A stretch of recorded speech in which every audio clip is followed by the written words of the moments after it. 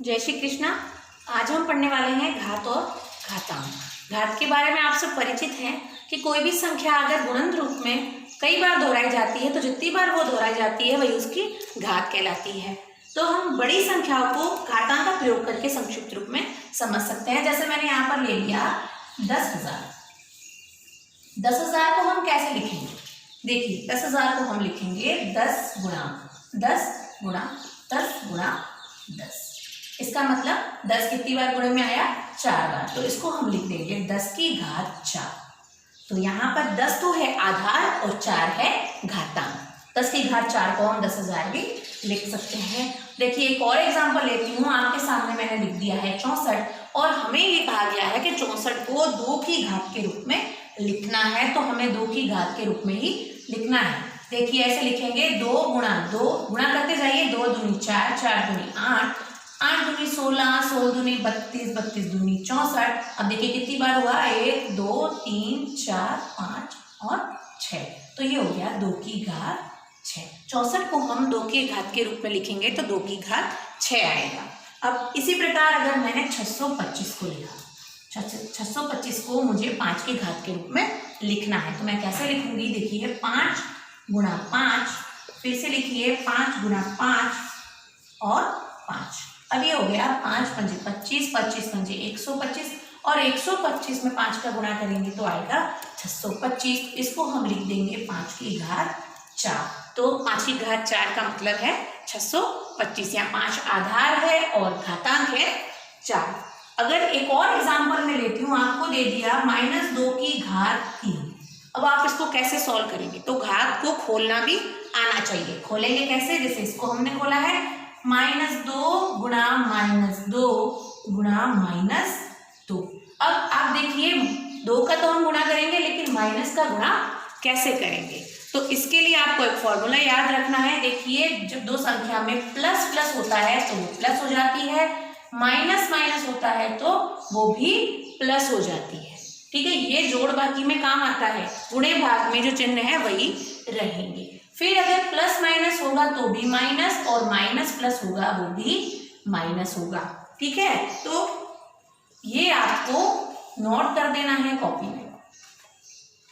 ठीक है, इसको आपको कॉपी में नोट करना है तो ये आपको ये गुणे भाग में और जोड़ बाकी में काम आएगा। अब देखिए इसको सॉल्व करते हैं। -2 की घात 3 है। अब क्या हो जाएगा? देखिए 2 दूनी 4 और 4 दूनी तो आ जाएगा हमारा 8। ये तो आ गया 8। अब रखेंगे चिन्ह कौन सा आएगा? देखिए माइनस माइनस मैंने क्या बताया? माइनस माइनस होता है प्लस। फिर प्लस माइनस फिर से क्या हो जाएगा? तो प्लस माइनस हो जाएगा माइनस। तो ये उत्तर आ जाएगा माइनस के 8। अब देखिए एक और सवाल मैं आपके सामने लिखती हूँ। देखिए मैंने सवाल लिख दिया है 2 की घात 3 और 3 की घात 2 में कौन बड़ा है? अब बड़े छोटा कैसे ज्ञात करेंगे वो देखिएगा। 2 की घात 3 है तो 2 की घात 3 को मैंने आपको घात खोलना बताया था। देखिए 2 की घात 3 कैसे लिखेंगे? 2 गुणा 2 गुणा 2। 3 बार है इसलिए 2 को 3 बार लिख दिया और 3 की घात 2 को भी लिख दूंगी मैं। 3 की घात 2 है इसलिए यहाँ पर 2 बार ही खुलेगा। अब देखिए 2 की घात 3 का मतलब 2 दूनी 4, 4 दूनी कितना होता है? 8 और 3 की घात 2 का मतलब हुआ 3 गुणा 3 हुआ 9। आप खुद ही समझ गए होंगे कौन बड़ा है? 8 बड़ा है या 9 बड़ा है? दिख रहा है हमें सामने से कि 9 बड़ा है क्योंकि 9 8 से बड़ा है, इसलिए 9 किसका है? और 3 की घात 2 का। हमारा उत्तर हो जाएगा 3 की घात 2 बड़ी है 2 की घात 3 से। बहुत ही आसान था। चलिए एक और सवाल देती हूँ। आपको सॉल्व करना है 2 गुणा 10 की घात 3। फटाफट नोटबुक उठाइए और शुरू हो जाइए। 2 गुणा 10 की घात 3 को हल करेंगे तो 2 लिखेंगे और 1 2 3 0 लगेंगे। 10 की घात 3 मतलब 10 गुणे में कितनी बार हो गया? 3 बार। जब 10 3 बार गुणे में होगा तो उसके पीछे 3 0 लगेंगे। अब इसको सॉल्व कीजिए। 2 और पीछे वही 3 0 लग जाएंगे। इसका उत्तर आएगा 2000। अगला प्रश्न करिए, फटाफट करते जाइए और कमेंट बॉक्स में जरूर बताइएगा किसने किसने सॉल्व किया। अब देखिए 2 की घात 3 गुणा 5 लिख दिया मैंने। अब फिर से बताइए 2 की घात 3 का मतलब हमने देखो ऊपर ही लिखा है कि 2 की घात 3 का मतलब कितना होता है? 8 होता है। ठीक है, तो कोई बात नहीं, दोबारा लिख दीजिए। 2 की घात 3 बार और ये हो गया 5, ये हो गया 8 गुणा 5 लिख सकती हूँ और ये हो जाएगा 8 पंजे 40। ये उत्तर आ गया 40। कितना आसान है। चलिए अब मैं आपको घातांक के नियम समझाती हूँ, तो पहले इसको नोट कर लीजिए।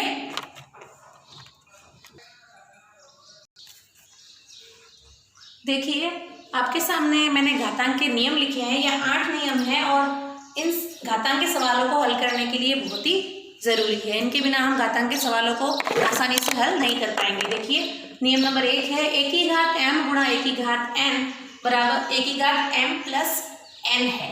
मतलब अगर आधार समान है और घातें भिन्न भिन्न है तो घातें जुड़ जाती हैं। दूसरा नियम है a की घात m भागित a की घात n। ये हो जाएगा a की घात m minus n। m minus n है क्योंकि अगर आधार समान है और घातें भिन्न है और दोनों में भाग हो रहा है तो संख्या क्या हो जाएगी, घातें घट जाएंगी आपस में। तीसरा नियम कहता है a की घात m की घात n, मतलब घात की घात, अगर घात की घात दी गई है तो दोनों घातों का आपस में गुणा हो जाएगा। चौथा नियम कहता है a की घात m गुणा b की घात m। अब देखिए घातें समान है लेकिन आधार अलग अलग है, संख्याएं अलग अलग है, तो ये हो जाएगा कि इन दोनों का हो जाएगा गुणा और घात एक रह जाएगी। मतलब a b की घात m a b का आपस में गुणा कर देंगे और घात लगा देंगे। पांचवा नियम कहता है a की घात m भागित b की घात m। ये हो जाएगा, दोनों में भाग हो रहा है तो इसको लिख देंगे a बटा b, और वही है ऊपर वाला जो नियम था सेम है, यहाँ गुणा हो रहा है यहाँ भाग हो रहा है तो वही हो जाएगा a बटे b की घात m घातक घात एक ही रह जाएगी। छठा नियम है a बटे b की घात माइनस m। अब देखिए घात माइनस में है, जब घात माइनस में होती है तो क्या करते हैं, बहुत ही सिंपल है, संख्या को उल्टा कर दीजिए और घात को प्लस में लिख दीजिए। a बटे b की घात माइनस m होगा तो उसका हो जाएगा b बटे a की घात m।